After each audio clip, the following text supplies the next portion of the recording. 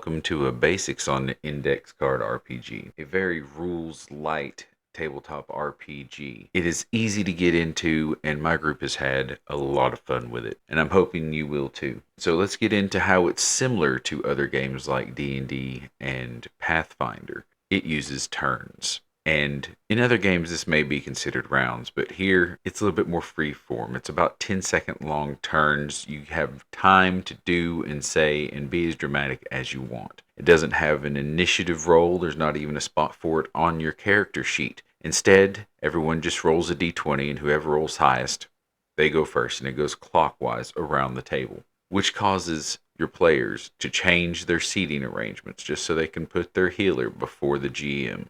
Make sure everybody's healed up before they go. Next up, we're going to talk about the types of actions you can take. There are your action only, where you just want to attack an enemy with a weapon, maybe take a closer look at some symbols, call upon a magic power and cast a spell. Those are your actions. You have your move near an action, where you're having to dash down a hall and smash a hole in a wall, or hurry to a friend and heal their injuries. These are all move and then make your actions. Then finally we have your move far. You spend your whole turn moving twice just to get as far as you can. And for the purposes of how my game runs, since we use a virtual tabletop and everybody is very comfortable with 5 foot by 5 foot squares and operating with maps like that, moving people around, because they kind of want that bit of strategic advantage and that realism of hiding behind walls or maybe even shooting through some. So we kind of came to a decision that all move near, or any actions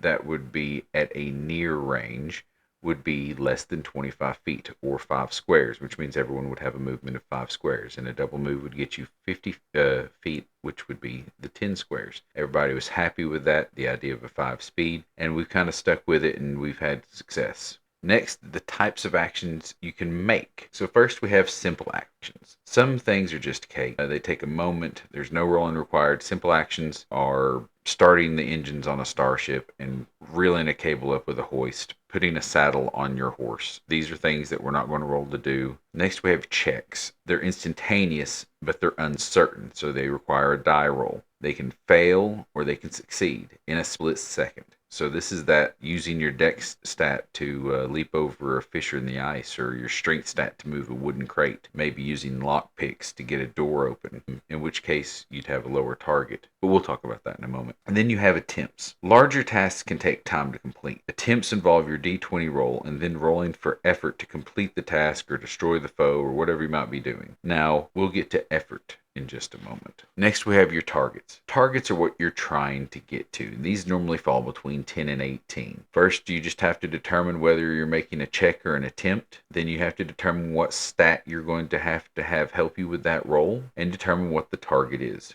Roll the 20, add your stat, meet or beat the target, and succeed. If you're trying to do something specific, like kneel down and hamstring someone with your daggers, well, that would be a little bit harder than just standing there and hitting them with a melee weapon. So you're going to go ahead and make a hard roll. If you were trying to hit a 12, we'll add 3 to it because you're calling your shot, making it that 15. If you are standing point blank and you're carrying, instead of a dagger, a shotgun that gets a bonus to hit at close range, well, then it would now be an easy target. There are many examples and ways to change your target, but it is the core mechanic for this game. Next, we're going to get to effort. Effort is kind of an innovation with this game, and the concept really boils down to everything is categorized into the 5 polyhedrals that you be rolling. So the basic bare-handed attacks would all get a d4. Weapons and tools, your normal melee weapons like swords,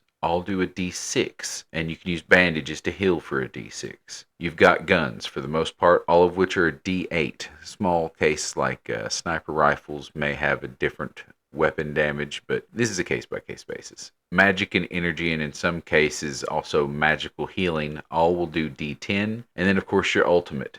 That is the d12 that you roll on a successful attempt with a nat 20. These are very powerful and have added a lot of game dynamics to our sessions, and that extra d12 really gets people excited. After that, we'll talk about rolling effort. Now, when you're rolling your effort, you're going to be rolling your d6 weapon die or your bare fists of a d4 against someone's health pool, their hit points. Hit points in this game are stacks of 10. Every stack of 10 is a heart. So if I say they've got 1 heart, you have to do 10 damage in order to take them down. Now, maybe it's an extra step that's not needed to convert everything to hearts, but when you start looking at it as upgrading only requires a next step in hearts, 2 hearts, 3 hearts, 4 hearts, 5 hearts, you've got 20, 30, 40, 50 hit points. Everything seems to scale, all 10s, and that's kind of how you determine how difficult everything is as well. This is a really easy way of scaling hit points for opponents as well. So rolling effort is going to be as simple as rolling your attempt die, which is the d20, beating or meeting the target, and then rolling the effort die based upon what you're doing. If you're a gun specialist, you roll that d8. If you're going to use some kind of magic, you'll roll a d10 and you'll add any bonuses that you have applicable to it. And if you do more hit points than they have in their health pool, then you succeed. You defeat your foe, or you smash through the door, or you do whatever you do. And that is as difficult as health and effort are. As far as movement, I kind of covered it earlier when I talked about how we like to move our 5 foot by 5 foot squares around on a grid and not go more than 25 feet as a near and 50 feet as a far. We don't really consider combat outside of that, so we do leave that out of range. Next, we're going to talk about death and dying. It is a little bit unique in this game, and I am really happy to say that we've had a couple of people.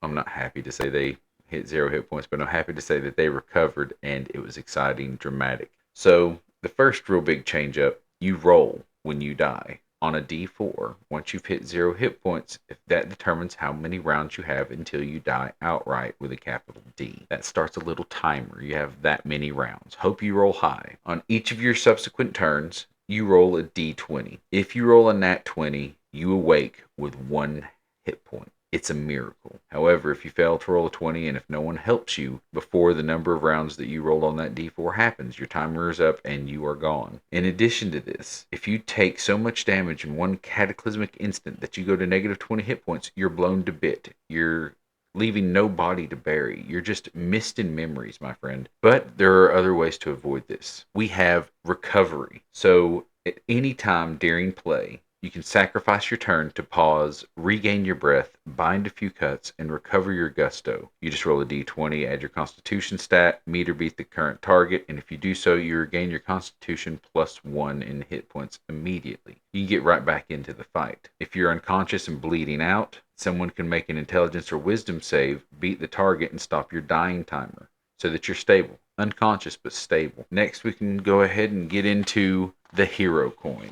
Kind of unique to this system as well. Very similar to action surges, action points in other games, but it's a little bit more unique. You can grant them for heroism, crazy ideas, motives, and moves, or you could just distribute 1 to every person at the beginning of every session. It depends on what kind of GM you are. Everybody can have 1 at one time. You turn it in to reroll a die, like Elven Accuracy was in old D&D. You can turn your hero coin in for additional d12 damage on any die roll. That's pretty spectacular, especially if you just critted and your ultimate gave you that extra d12 as well. So you could really stack a lot of damage and have a one-shot on a big bad guy that you didn't think could be one-shotted. And you can also give out your hero coin to another player at any time during play. We actually want to use physical coins for this, but there is a spot on the character sheet to keep track of whether or not you have one. You can only have 1 at a time. All that being said, next up we're going to give a small example of how you can play the game. So in the core book, it gives you this setup, a night of chaos, where you are a prisoner in this insane asylum. You have no memory of anything except for the needles and experiments, the concrete walls, and whoever they were using some kind of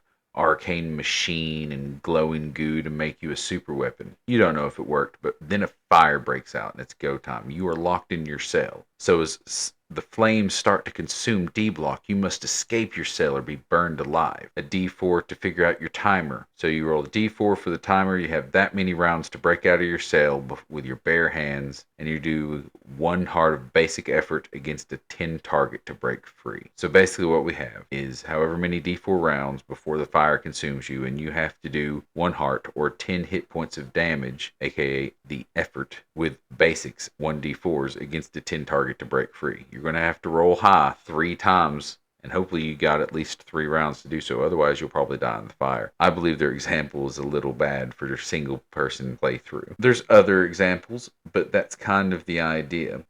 Some of them showing for weapons and such. Next, we'll get to the bread and butter of this game, the worlds. It's what originally drew me to index card RPG in the first place. The first thing you do for every character is decide what setting you're in. Feel free to pause here and read the short descriptions that they give to it, but I'm going to go through them a little quick. Alfheim, this is your typical fantasy world. It's where the magic literally happens. Warp Shell is more of a Douglas Adams, Flash Gordon, Gardens of the Galaxy, organic time, space, continuum, tyrant, doom. There's all those things, all those wacky things can be incorporated into it, and it's a hoot. Ghost Mountain, possibly the group favorite. Jonah Hex style, island in purgatory, Old West, everyone's dead, saving souls, fighting the devil, keeping the sun from setting, but it's always at dusk. Then you got Vigilante City. If you want to be a superhero, this is the one for you. Whether it's DC, Marvel, make your own mutant or alien character, Vigilante City's the one for that. Then Blood and Snow. It's tribal sensibilities set back before the Ice Age or during the Ice Age, 10,000 years ago. It's very brutal, very harsh environment. It's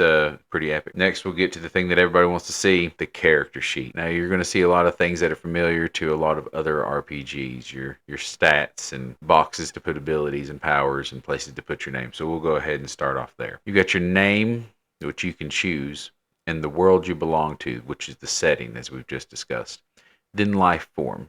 This is your race, your species, depending upon what setting that you're actually in. Then your type, that would be equivalent to your class that you're going to be. Story is your one-line story. You could be a gunslinger who misses his beloved, who is cut down before his time, who's just out there saving those souls to beat the devil. Maybe it's a game of attrition. You could write that one line that describes your character, that describes your mission, that describes your loss, your love, and how you value yourself. And you don't have to be excessive with it, and you can be really mundane, and it's worked out fine for everyone. Now we're going to talk about stats. This uses an array system, and it is a low point system. It doesn't use 3d6 with a max of 18 like most other RPGs. This one is a low number game. So you could put all 6 stats into strength and be very strong and have 0 in everything else. Or you could be a generalist instead of being exquisite and just put a 1 in everything. As you can see, it gives you 1 spot for your base number that you're assigning. Certain life forms will also have adjustments to that stat that may give you +1 to dex and charisma or anything like that, and you'll adjust your stats accordingly. And certain gear that you wear may give you a bonus as well. All of those add up to whatever your total in these stats would be. Next, you're going to assign 4 points to effort. Similarly to how you just did your stats, you will assign 4 points to any of these 5 efforts. If you want to be a gun specialist, you'll assign your points there. If you want to put all of your effort into magic or weapons, you'll assign them there. Again, your life form may get a bonus, and the loot you carry may also give you a bonus. In some cases, especially in the case of guns, that bonus is multiplied instead of added. Remember, there's a 10 stat max no matter how much stuff you have. All the gear and all the bonuses from how you ranged your points in the beginning can never equal more than 10. Talk about hearts. You see here it lists 5 heart maximum. I've never had a game get to where anyone has that many, and we've never fought a foe with that many, but it sounds exciting. Your defense, as you can see, is 10 plus your constitution and any loot that you're carrying that gives a bonus to your defense. That is the target that someone has to roll in order to hit you. Here you can see where you can mark for your hero coin, also dying and how many rounds until you die. Not to miss mastery. Mastery is another little thing that no other system seems to have. Here you see 20 circles that you can mark. Every time you roll a nat 20, you mark a little circle off. When you reach all 20, you can erase them, and you gain mastery of something from your type, from your class, some special that is listed underneath them. And you'll see these masteries if we get around to them for each type. And they are normally starting with extra loot and equipment, extra abilities. You can do mastery up to 3 times per character, gain all the benefits of your type. And outside of milestone loot, it is probably the most effective way of increasing your character's strength. Abilities, powers, augments. Abilities you'll choose for your type, for your class. Powers are really more restricted to superhero characters like Vigilante City would have, in which case you would choose any 3 powers. Augments are more for cyberpunk games, cybernetic implants and such, mechanical eyes. Also, in some other games like Altered States, you have psionic abilities, and a few other things change around, but for the most part, they all fall into these categories. Next, we have loot. So you'll take 1 starting loot for your type and take any 4 basic loot from your world. Inventory is limited to 10 carried items and 10 equipped items, and all carried items must be equipped to offer benefit or be used. And here's our little loot table for carrying capacity. And that is really it in a nutshell. That's the entire character sheet, one-sided. And that's where I'm going to leave this little basic introduction to Index Card RPG. That is about the end of the Player's Guide section.